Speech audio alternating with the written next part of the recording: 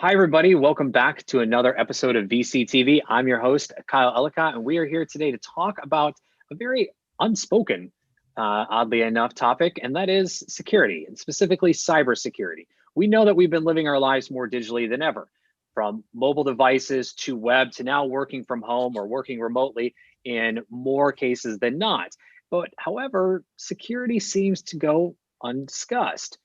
Privacy gets talked a little bit about, data gets talked a little bit about, but security. How are we protecting ourselves? How are we protecting our lives? How are we protecting our work lives? This is what we're here to talk about today. And we've brought the best and the brightest from around the world and the experts to talk about just this. Also, to talk about where the opportunities are for you as investors to start looking at for investments over the next decade ahead, and entrepreneurs, what you both need to know to build into your products and applications, but also those that may be looking for ideas, some areas of opportunity you should be paying attention to. And with that, before we get started, a big thank you to you, our audience, for tuning in. If you're liking what you hear today, make sure you click that big subscribe button down there so you can tune into every episode all day, every day of VCTV, as we have hosts from around the world, just like you're going to meet here in just a moment, to share their thoughts and insights on different technologies, industries, and regions around the world. If you'd like to be on a show like today as an investor, reach out. We'd love to find the right show for you to speak on, and great panel to join as well. And entrepreneurs, this is also an opportunity for you. We've got less than 45 days in this year here in 2020, but more importantly, we're heading into 2021. If you're out there fundraising, if you're out there wanting to share more about your product or service, get feedback, get exposure, reach out. We'd love to have you join us here on the virtual stage at VCTV to do just that. Get real-time feedback from us as investors and founders focused on your industry. Start building foundational relationships with each and every one of us, and get exposure to our live audience. Reach out to the team and or myself. We'd love to find the right spot for you. And with that, a big thank you to the LA Token team and to Maria for making VCTV possible every single day. I'm your host. Let's go ahead and get started. Introduce each and every one of our expert guests who have joined us to talk just on today's subject. First and foremost, Raghu, welcome back to the show. It's a pleasure. I know you live, breathe, and eat. You love this subject. But before we get into that, a little background and a little introduction, please. Greetings from Princeton, New Jersey. Thank you, Kyle and LA Token VCTV for having me. I really enjoy these panels. I think I learned more than, from the peers then. I think that's what I look forward to. Cybersecurity is my passion. I've got right now 3 investments that are going all in different levels. One is the kind of data vaccine, which is something that never gets talked about in this whole cybersecurity space. It's all about prevention or reaction. Not much about how do we, prevent infection or otherwise. So one is in the OT security space. We talk a lot about IT. OT is also very important, operational technology. So, and then also deeper network security area and cloud security. So these are kind of the areas that I'm working in now. So. Wonderful, and welcome back to the show. Also, welcome back, Vadim. It's a pleasure to see you. A little intro, a little background for everybody, please. Yes, hi, my name is Vadim. I am in San Francisco right now. Still a few of us left here, if you can believe that. My background is very variegated. Worked at Lockheed Martin in the advanced technology labs there. Brought my research from grad school to help build the next generation of satellites and space systems. Interestingly enough, right after that, switched over to a few startups that we started with my partners, and eventually that grew into an accelerator for startups and into a venture fund, Monthly Ventures. And recently I've been more intrigued with something that I believe to be at the cusp of a lot of things that we talk about here at VCTV, which is financial services and cybersecurity and a lot of other interesting topics, and that is digital identity.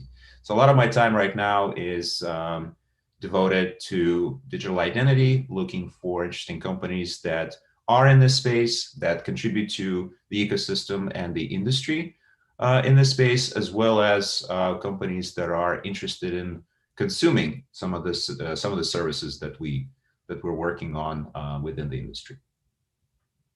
Wonderful. And DID, or decentralized identity, digital identity, is something we're definitely want to talk about today, because this is a rising topic.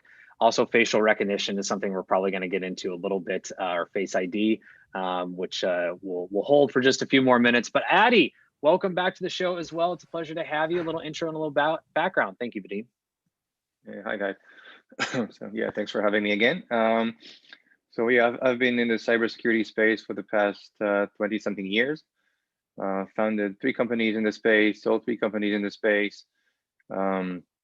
Also spent some time with the acquiring companies, doing some work on the corp dev side. So I've also acquired a bunch of companies in this space. So a lot of buying and selling.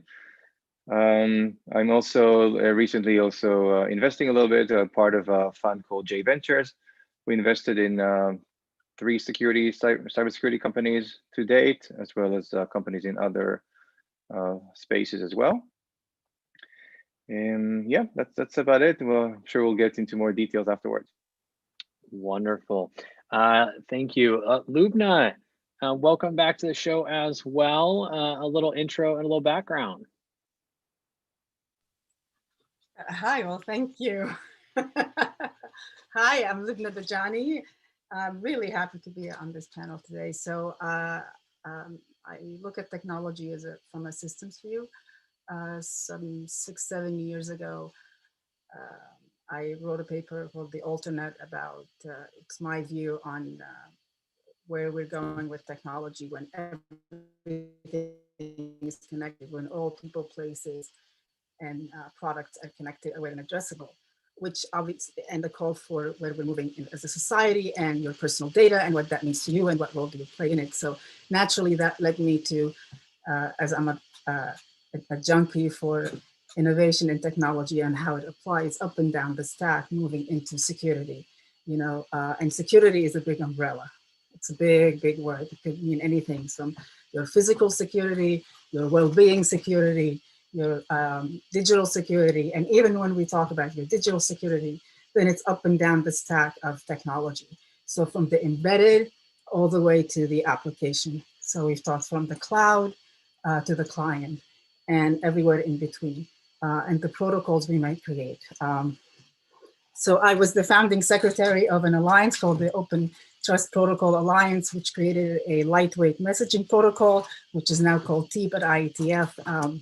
I was strategy officer for a company called Interseed, and so on and so forth, and a lot in silicon and embedded technology. So around AI on relative to data, and in root of trust relative to the hardware and root keys. Wonderful. Wonderful. Welcome. And I'm excited to also dive into a little deeper of a topic around cybernetics as we start to get ourselves a little bit more connected internally, how security and specifically cybersecurity will play a role in that. So get ready. We'll be back on that topic. But last but not least, Grandmaster of Artificial Intelligence, the one and only Gary Fowler. Welcome back to the show. A little intro, a little background. Well, can you hear me, Kyle? Can you hear me? I can hear you. Yes. Yeah. Sorry about that. I actually I just got a notice that I was quoted in the U.S. government journal on my position on quantum computing and AI. So it was I was a little awestruck there for a second. So it couldn't come at a better time, right? Congratulations. So anyhow, my name's Gary Fowler. I'm a serial entrepreneur. Thank you, Kyle. And I've done 16 companies. I've been involved in 2 unicorns, Click Software, which is a company that was started in Haifa, Israel, brought to the US. I was on the original management team, sold for Salesforce for $1.3 billion plus, and also Eva.ai, a company I started 4 years ago with David Yang. So love AI. AI is a new electricity. Last week, I actually did a cybersecurity podcast with the former chief security officer at Apple and one of the persons from the White House and one of the top persons in U.S. government for 4 administrations on cybersecurity. So it's near and dear to the heart, and I love it. I am the CEO and co-founder of Get Shit Done Venture Studios. We curate AI companies from around the world using Silicon Valley as a port to the rest of the world to take them out. And I also invest. We have a $100 million fund we're creating today out of Atlanta, Georgia. It's an impact fund. I started a $10 million seed fund, and also some of our private money, which is fully deployed with a couple of billionaire friends. I'm the poor guy in the group, but it's good to have friends like that. I get the breadcrumbs. Well, welcome everybody. Thank you so much. And speaking of breadcrumbs, it's a perfect lead into today's topic. As when it comes to security, one of the things that we don't know we do, but we do leave breadcrumbs and traces of everything we do and everywhere we go. Those traces of breadcrumbs are very easily picked up and can be used against us to either trace ourselves back to particular accounts, get into our connected devices, our connected selves, or those in terms of bigger things like smart cities, infrastructure, and the like as well. So we'd love to hear from each of you with that really entertaining segue. I would love to hear from each of you what you're seeing as the current state of security, of cybersecurity, because this is now the dawn of this new era. To quote Mr. Gary Fowler, we are going into a more connected world. The previous 10 years really were the beginnings and the testing of this, from connected devices to smart devices to more mobile usage and more web applications, and really just living our lives more digitally. Come full circle, 2020 has changed all that. Looking ahead to the next 10 years, it's not going to slow down. So where is cybersecurity today? Where is security from each and every one of your viewpoints as well? Vadim, we're going to kick it off with you. So I'm looking at cybersecurity maybe a little bit more upstream in working through some of the challenges of digital identity. But in everything that I'm doing right now, the prevailing theme is balancing the privacy with enablement of security, and at the same time hoping that whatever digital identity service is provided, it's also compliant. That is, it's not considered to be this utopian rogue system, but rather is open to compliance with regulatory pressure as well as law enforcement. So in terms of the breadcrumbs we leave today, yes, there's a lot out there, and our only hope is that all of that information is being drowned in the sea of all the other data that is being generated. But unfortunately, that is not a very secure and reliable way to protect yourself. We've seen that recently, even the Tor network is susceptible to analysis and surveillance. So is there really hope that people can be anonymous and maintain anonymity out there while at the same time be safe and be trusted? So I think the next generation of challenges out there are going to be addressing exactly this. How could people remain anonymous, protected, be in charge of their own identity, hopefully digital identity at that point, and still be trusted to have access to certain services. So today I work with a company called Global ID, and our big slogan is that your digital identity is your permission to act. So depending on the level of trust in your identity, depending on the amount of different verified credentials that you have, you are permitted to perform certain actions in certain networks. So whether you leave crumbs or whether you leave actions or whether you access services, having a digital identity is what's going to help us manage it all. And finally, instill this sense of control over the breadcrumbs you leave and the information that you give away about yourself to others. And Vadim, real quick, digital identity or decentralized identity, DID, it's referred in many different fashions right now, but digital identity, we'll refer to it for the rest of the show. Can you give us a quick overview as to what DID or digital identity is for those who may be unfamiliar and why this is so incredibly important? Sure. So today, it's interesting. Our society relies on a physical identity printed on a physical card that we show to others and try to prove that it does belong to us. There's nothing out there that we can do. There's nothing that there's no societal action that we can participate in without having an identity. And for the most part, it comes from your government. Well, that is just only one part of your identity. There's other different things that people know about you without really referring to your passport or your driver's license. It's your social network identity. It's where you went to school. It's how you interacted with others, where you worked, your background information, even your phone and email now becomes more and more part of your identity, at least in the Western world. So digitizing that will enable you to bring your trusted identity into the digital world. And today, still, although it's becoming a little easier, today it's still a challenge to prove your physical government identity in a digital realm. Things like, are you over 21? Do you have the right to vote? What about digital voting? These things become less and less of a technical challenge these days with the advances in digital identity, and it's more of a political issue and issue of trust in these digital systems.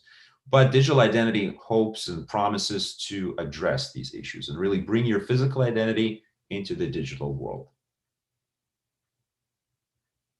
I love it. Thank you so very much for going in depth on that for us. Addy, to you, same question.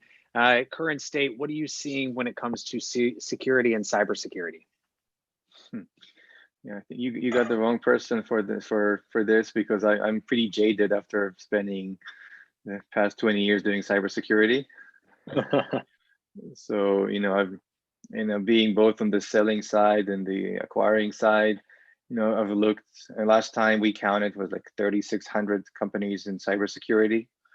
That's way more than there need to be, and it's way more than CISO can handle as far as even learning the landscape of the business. So this is kind of not that's something that can continue for a long time at its current form. So that's kind of my jaded opinion of the field. And if you look at the outcomes, talking about digital identity, right?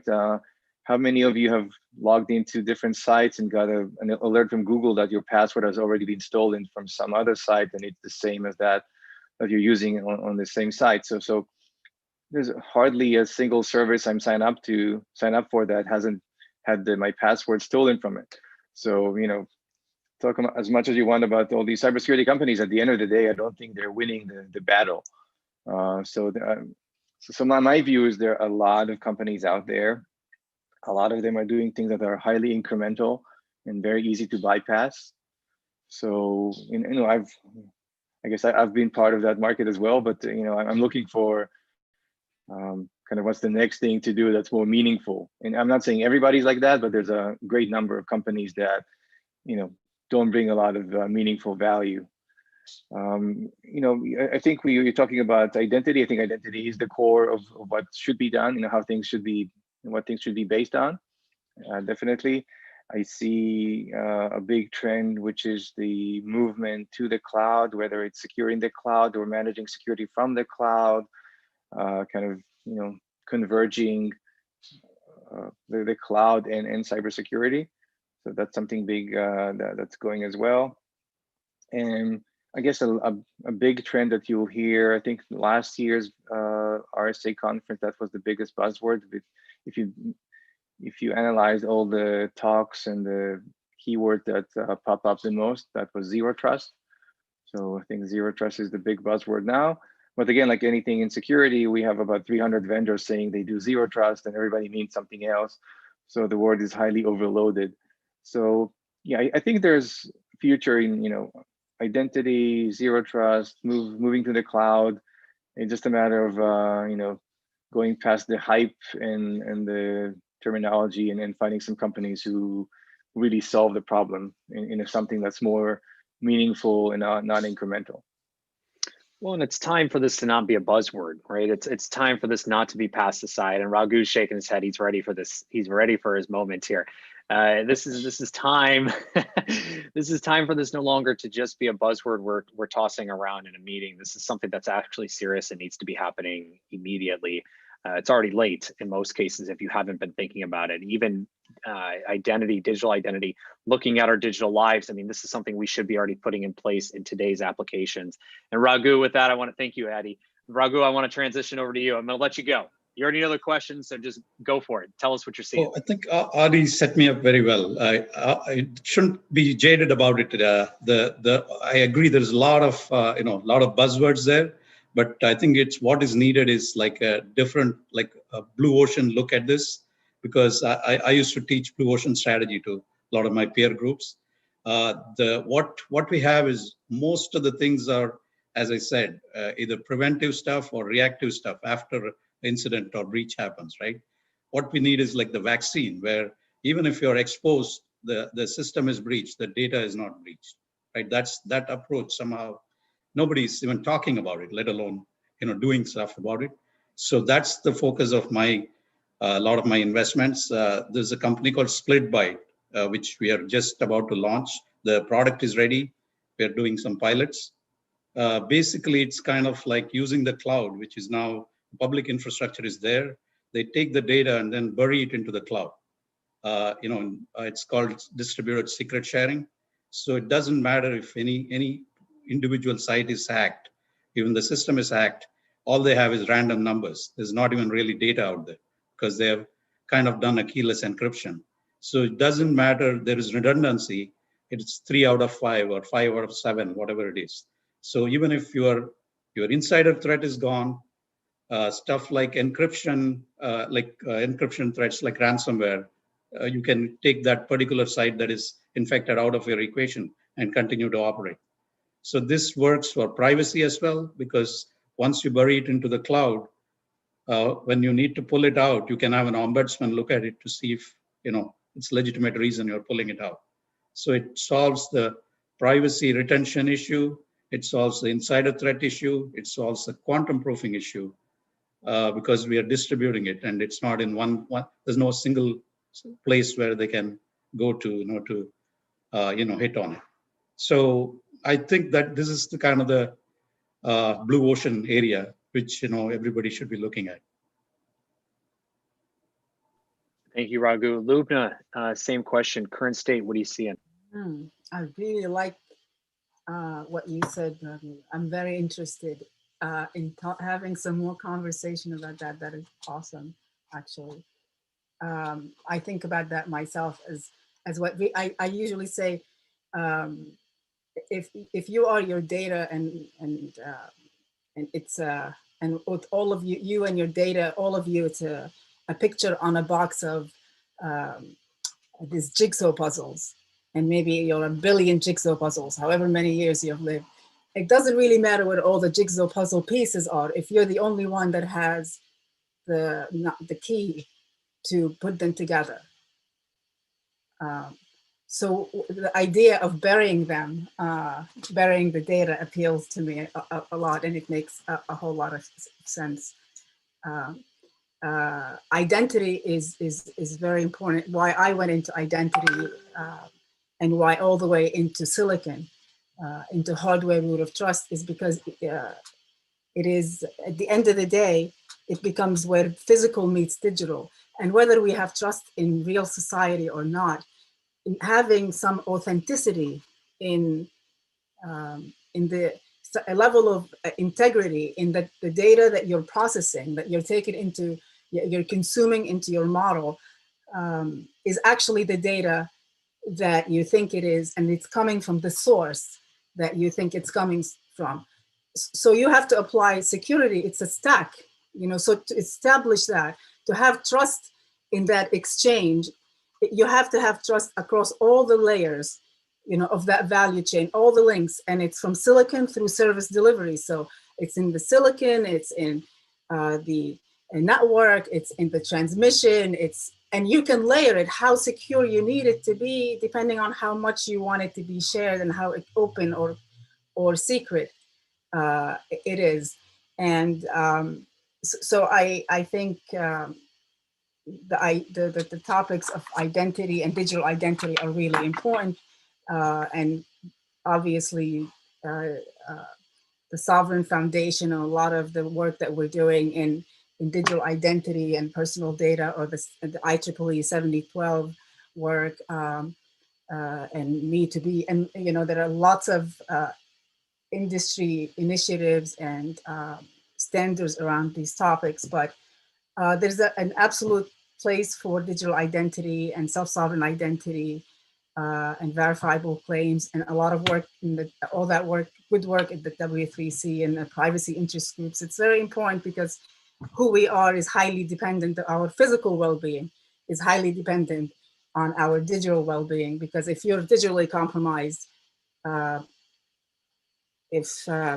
forget it. Stop and think. If suddenly your identity, all your records are pointing to someone else, and you have some criminal record, and your fingerprints are pointing to someone else's record, and he happens to be a serial killer, and so on and so forth. So you're guilty until proven innocent, and our quality of lives highly depends. So it's very important, and it's important work, and it's important because not only because it's a place to in fact to make money as investors, it's a place to affect the quality of life as we move forward. So it's important work. Yay. Sorry, yes. for kind of a somber, but yeah, it's up and down the stack innovation. So, but I love what you're doing. I want to learn more about it. I mean, you've got shaking heads all around right now. Everyone's agreeing with you. This is very important. It's not an exciting topic to talk about. It shouldn't be that happy. It should be something that we are concerned about.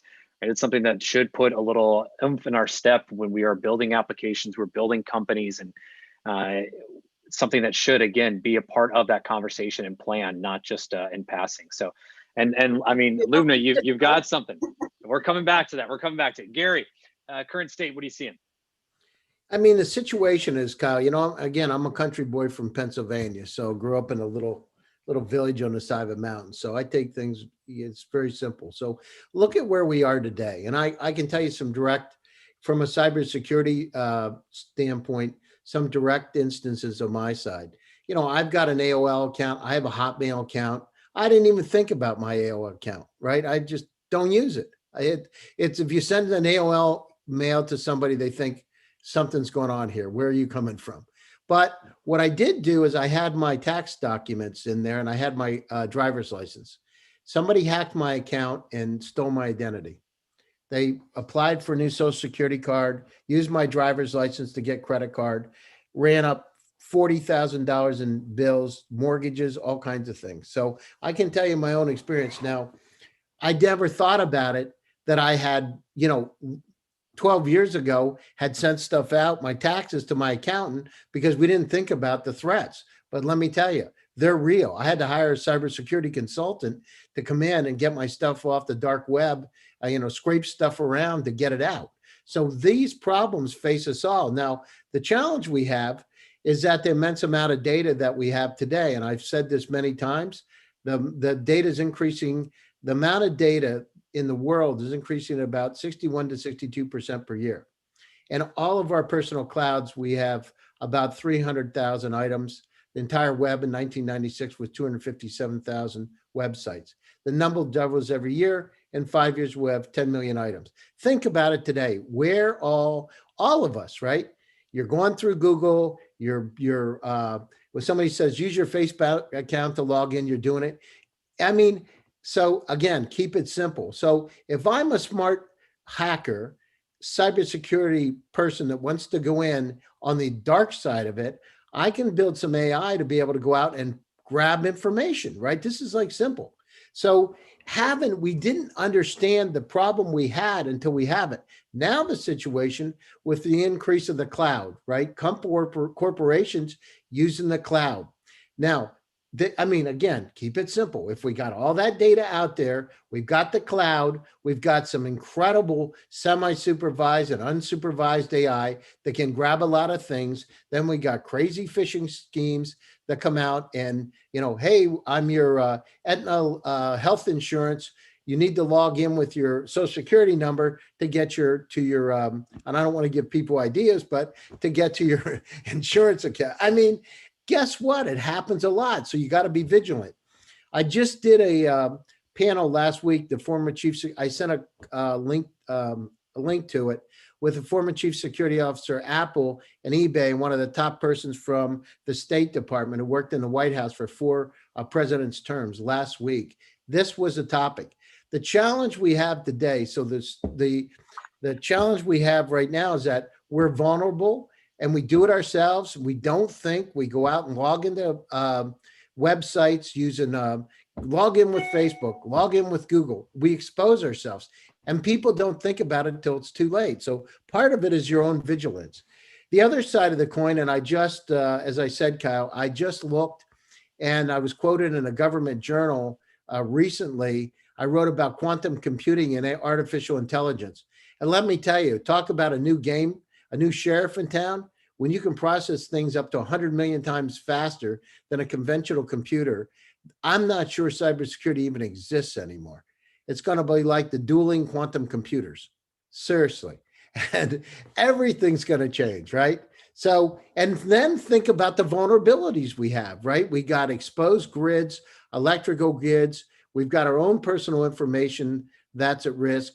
We've got now the Internet of Things. And I had Samir Sharma, the VP and general manager, not VP, higher than a VP, general manager of Intel for IoT. And we were talking about IoT and the growth of IoT. Think about it. I mean, somebody hacks in, they can control your refrigerator, your car, your house, your place of work. So, I mean, we've got vulnerabilities, but vigilance is number one.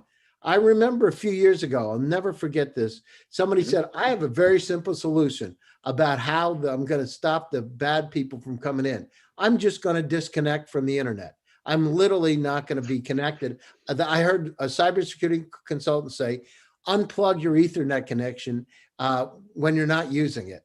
Well, those days are gone. Guess what? With 5G and 6G coming in, there's going to be more people online all the time doing a lot of personal stuff, banking. Think about what you do online.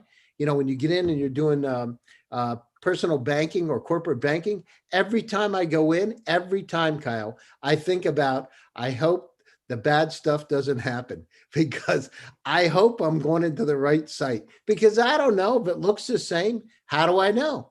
I had somebody copy my Facebook. It's true. Well, and I was reading an article. Sorry, I was just saying, I read an article last night about Starlink, and Starlink is actually looking to bring internet connectivity to planes. So no longer will we have to connect to in-flight Wi-Fi, which I'll just leave it at that, as it can be a little sketchy in itself. But instead, we've got Starlink everywhere, and we can instantly be connected. Now, go back into our digital lives, everything we do. So, you know, Lubna is a little bit of a more connected individual than the rest of us, and everything she does now all of a sudden is instantly being transmitted.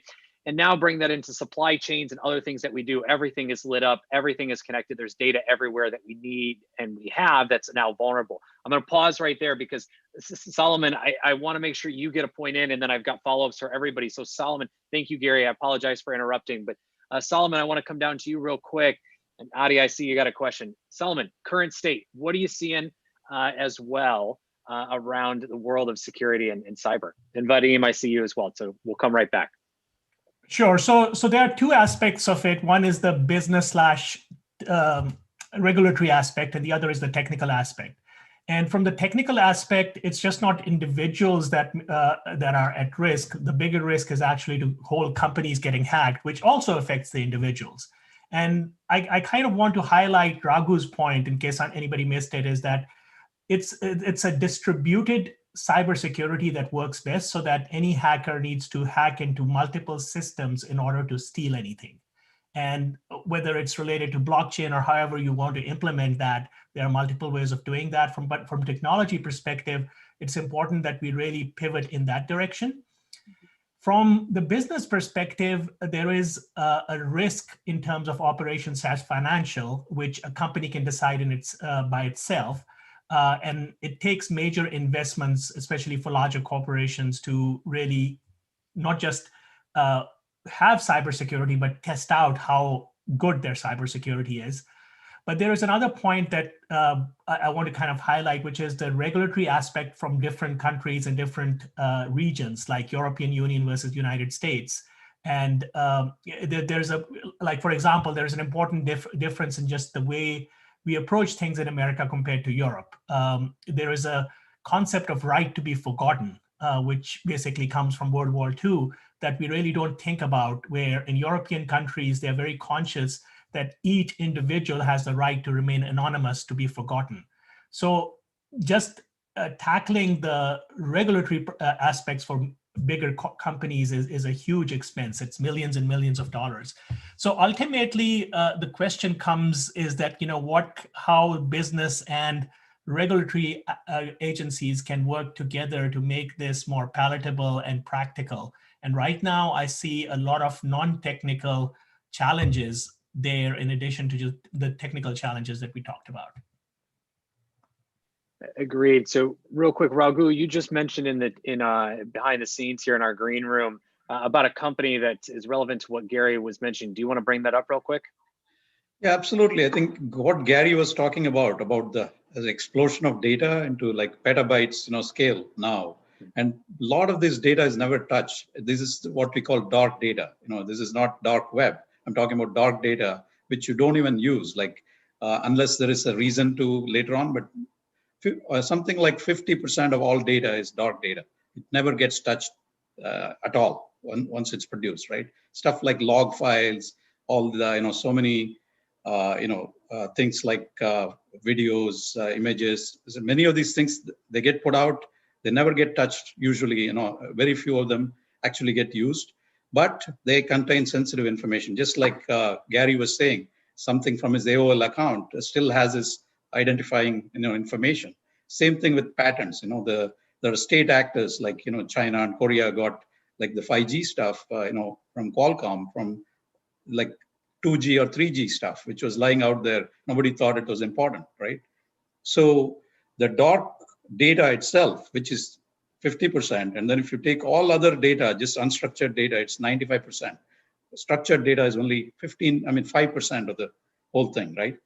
So just the dark data itself, if you can protect, that is a huge thing, because a lot of the breaches of data breaches happen there, which are prohibitively expensive for organizations, because if you don't have what is called safe harbor protection, if your system gets breached, whether the data was breached or not, you have to still notify.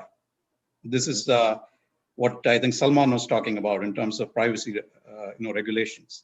So this technique I'm talking about of burying the data, kind of like the Horcrux, right, of Voldemort's Horcrux. So you can't just go to one place and get anything, and technically the definition of data itself we are challenging, because what we do is we are randomizing the data before we bury it, right?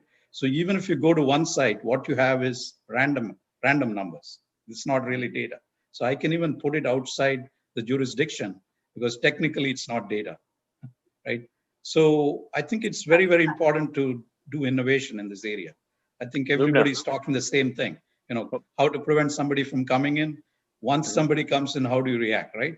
The problem with those is that if you lock your house, right, somebody else can put another lock. That's what ransomware is. So you can't get in or get out. So it's all stuck in the same red ocean, right? We need to get to the blue ocean. So.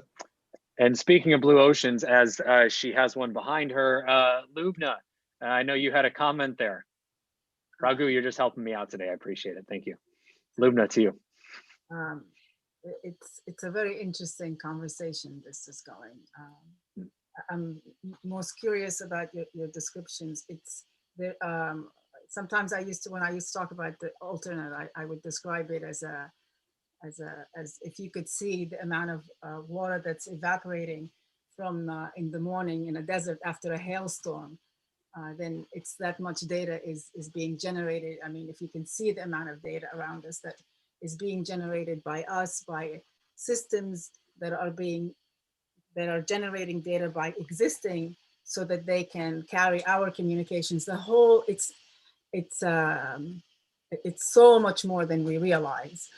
All of it is that in those pools he's describing can, like if when we were kids and we had in school, we did these magnet experiments with the shavings and how they draw like shavings around the magnet. So we each have that in our digital world, and whether we even know it or not, it's all there and as it's like when you're teaching your phone your thumbprint, how it draws one line at a time. The thing that's happening, all that data, that the awareness of that data as it frames you, whether your identity not only is now being framed around you, whether you are consenting or not, or whether you know it or not, or how long, it's even more than you realize, more than you even know of yourself. And then when there is a majority of it is in controlled, especially with AI and all the other technologies that we've spoken of, then even your own ideas and your own thinking that you think is your own is being shaped by the control of these, by knowing when to influence you in a certain way, getting to your yes at the right moment for something that you never even really wanted. You know, where you cash your chips. Agree. Oh, go ahead, Lubna. Sorry. No, I'm saying, so it's very interesting to see how, you know, when the data is hashed, and it's interesting to see how we're crossing between what technology can enable, what regulatory and what standards can do, and where money for innovation needs to go. But the truth, I think, ultimately, our attention needs to go to rewarding a different system, a system that rewards something different in society than we have been. Then the malicious use of the technology can be no longer meaningful. And speaking of that, Vadim, I want to. Oh, sorry, Lubna. Oh, please. Okay. So speaking of that, Vadim, I want to come back to you around the end of that point Lubna made, and talk a little bit about financial services. I mean, this is a big effort that you're focused on right now, and how does, you know, cybersecurity, but also more so identity, play a role in the future of financial services as it's appearing? And I actually just read a quote that the upcoming Super Bowl for 2021 will be cashless, and the ATMs are actually going to be pushing out gift cards versus cash, which will be fascinating to see how that actually plays out in Tampa. But beyond that, future events, they're going to try to push more and more cashless. So if we live in a more cashless society, in more peer-to-peer based transactions, how does security and things like digital identity, Face ID, and the like play a big impactful role in our lives? So yes, so to kind of resonate with all the other speakers, it is true that when we think about cybersecurity, the first thing that comes to mind is financial services, which we're afraid that cybersecurity should be addressing, and this is where we are the most vulnerable. And I will totally agree with that. Based on the research that I've done, your government IDs, the digitized versions of your government IDs are out there. It's not a matter of you know, whether it's going to happen. It's just a matter of time when our information will be used against us to do something very adverse. So my advice to all of the panelists and all of the viewers right now is that the efforts to protect yourself are kind of futile at this point, I would say, until we reach that next level of what we call cybersecurity. The only hope is really monitoring your financial services and knowing when an attacker does something. And that is the only hope to protect yourself in the long run, because saving different passwords, okay, better than nothing, still not good enough. Using your SIM card for 2FA, better than nothing, but still not good enough. Until the time when we can present truly trusted identity to access financial services and prove who we are, until then, our best course of defense is to monitor our financial services. And yes, we're moving into the cashless society, and I think that the underlying security technologies are a little bit behind, but I think it's a forcing function for everybody to think about what it means in the future to become a cashless society and become a trusted society. I think Bitcoin was kind of like this flagship, the banner that was waving out there, saying that there is a way to at least provide a trusted transaction. But as we've seen, trusted transaction without identity, without understanding who's behind that transaction, is still vulnerable to a lot of attacks. So digital identity, that permission to act, that permission to access financial services based on not just one or two or three factor authentication, but rather an established trust in your identity that is tied to your person, not any particular device. I think that is going to be the future in addressing these security concerns. And with that being said, I want to come around for areas of opportunity. And thank you, Vadim, because we've talked about so much of what's going on and where currently things are, but going forward, looking at this next decade ahead, whether it's a cashless society, we're more connected, we're cybernetics in ourselves, what that looks like, how and where are those opportunities that we should be paying attention to, both as investors and founders over the next few years, and really, again, this decade ahead of us. And Adi, I'd like to start with you. Where are you seeing the areas of opportunity that people should be focusing on? All right. Just a small note about all this technology talk. I think the difficulty with cybersecurity, and the reason a lot of it doesn't quite work, is that there's the human factor there. So we can have an amazing distributed ledger or distributed linear equation, representing where our data is. The problem is that you can log in as me, impersonate me, and get it. So the problem is not so much that the technology is not there. It's how it's used, and it's in the peripheral where the problem lies. If you go back to like World War II, and I think World War I even, the most ideal encryption was one-time pad or OTP, which is theoretically perfect. Only the problem is if you somehow use it twice, then it's useless. So it's not about the technology, it's about kind of the edges of the usage and how you make it simple enough for people not to get it wrong, which is incredibly difficult because people will always find a way to mess it up. So that, I think that's in thinking about other opportunities, it needs to be something that's manageable by the end users. It cannot be something that's prohibitive or too difficult, because people will find ways around it. So I think that's one principle you have to follow. As far as the directions, as I mentioned before, I think going to the cloud, so either securing hybrid networks or using the cloud for the purpose of managing the security is definitely a big topic right now. That's trending. Identity, I agree with you guys, is the core of things.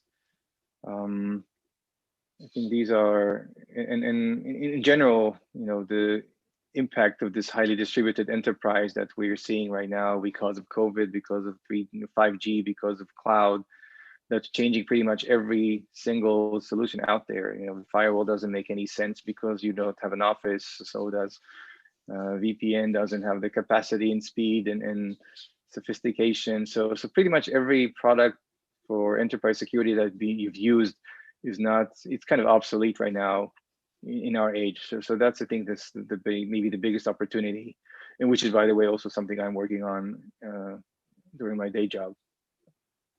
Wonderful, thank you. Raghu, areas of opportunity. Yeah, I think, one is, of course, this whole dark and unused data, right? Sensitive data, but people don't perceive it as sensitive because it's kind of lying out there. It's dated.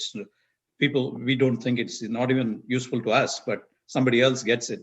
They can use it against us. So how we can protect that? That's one. The second is, I think, collaborative threat intelligence, because these things change so fast, and once somebody gets in, they can kind of clean out the system before people are even aware of it, right?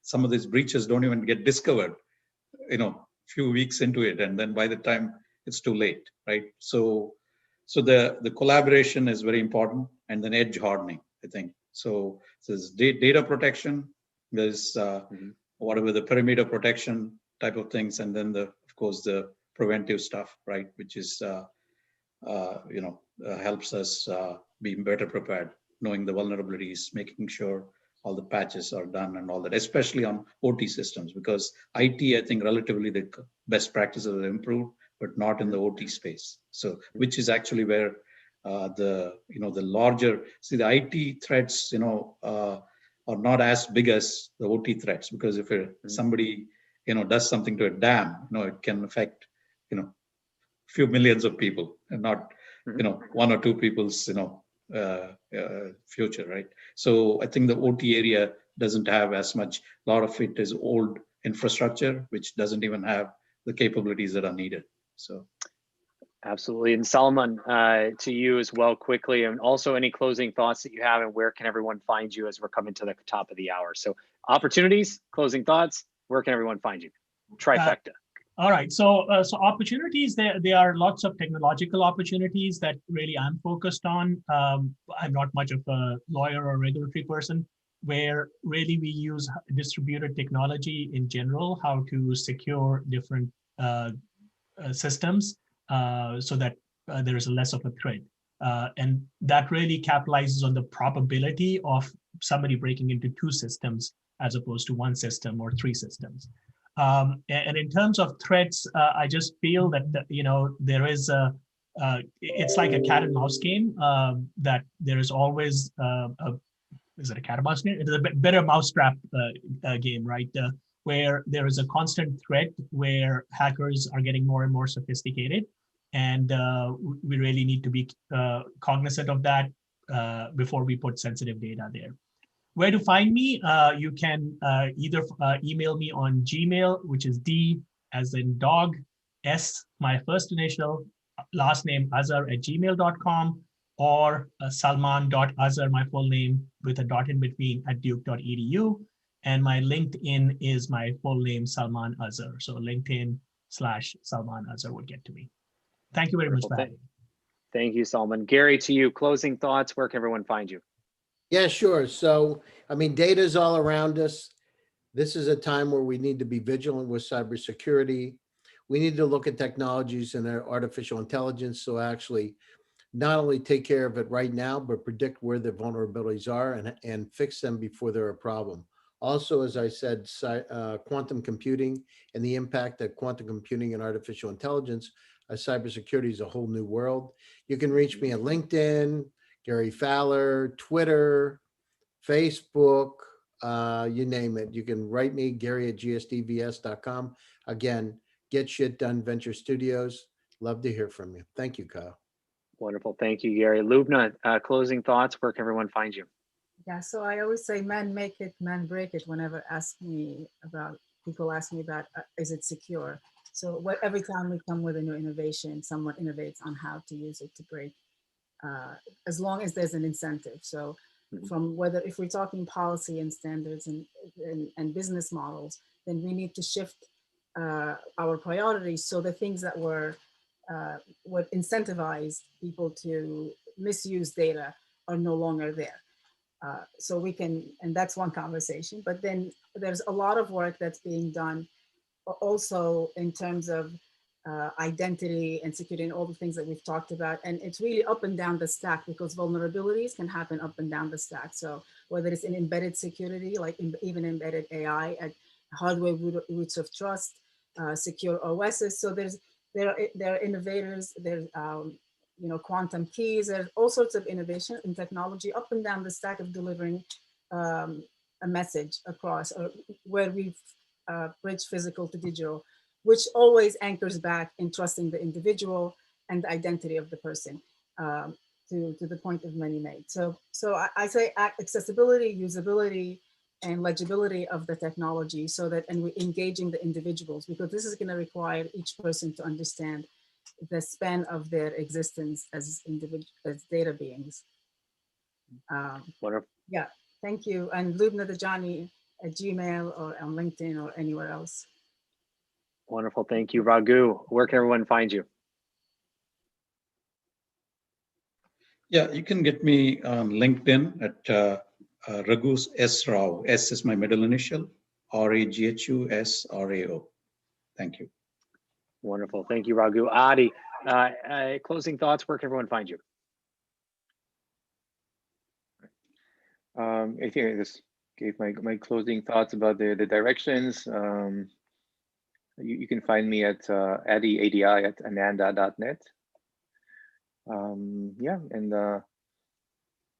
as I said, I think there are so many topics to address. It comes down to something that's usable, that survives the human factor, that has meaningful benefit, and it's not just something incremental. And I think we are all talking about things that we think are not incremental. So that's the way to go. Thank you very much. And last but not least, Vadim, any closing thoughts? Where can everyone find you online? Closing thoughts, sure. I think that identity is the challenge and the mission of our generation. I think it can address a lot of different issues that we talk about today and beyond, from financial security to cybersecurity. And this is what we're working on every day over at Global ID, which is where you can find me, global.id/VS. That is my secure identity. You can see who I am. I can prove to you who I am, that I am indeed Vadim, and you can do the same. And that's when I will talk to you. So find me at global.id/VS. Wonderful. Thank you all so very much again for your time, for your thoughts, for your insights, and for sharing everything about today's topic, as it is important. We could have continued this episode for another hour, as there was so much more to talk about. And we will have all of you back and this topic back as well over the coming weeks, because it is so important as we wrap up this year and head into, again, next year, but also this decade of this digital transformation and digitization all at once so rapidly as well. So again, thank you all. To our audience, make sure you reach out to each and every one of our investor panelists today to continue the conversation. As they've said, they've given you their information. Make sure you add context as to why you're reaching out, where you heard from them, and why you would like to continue that conversation. And also a big thank you to each and every one of you for tuning in. If you like what you heard, click subscribe, give us a thumbs up. Do reach out also if you'd like to be on a show like our investors here today. We'd love to find the right industry, region, or topic for you to speak about as well. And entrepreneurs, there is a virtual stage here at VCTV for you to get up on and pitch us as investors and founders focused on your area, to get real-time feedback, build relationships, and also get exposure to our live audience. Do reach out, and we'd love to find the right spot for you. A big thank you to the LA Token team and Maria for making VCTV possible every single day. And again, thank you to all of our outstanding guests and panelists today. Do reach out to each and every one of them. Everyone have a great day. I'm your host, Kyle Ellicott. You can find me, thank you, Gary, online 24/7, 365 with all of us at Kyle Ellicott, and we'll be back.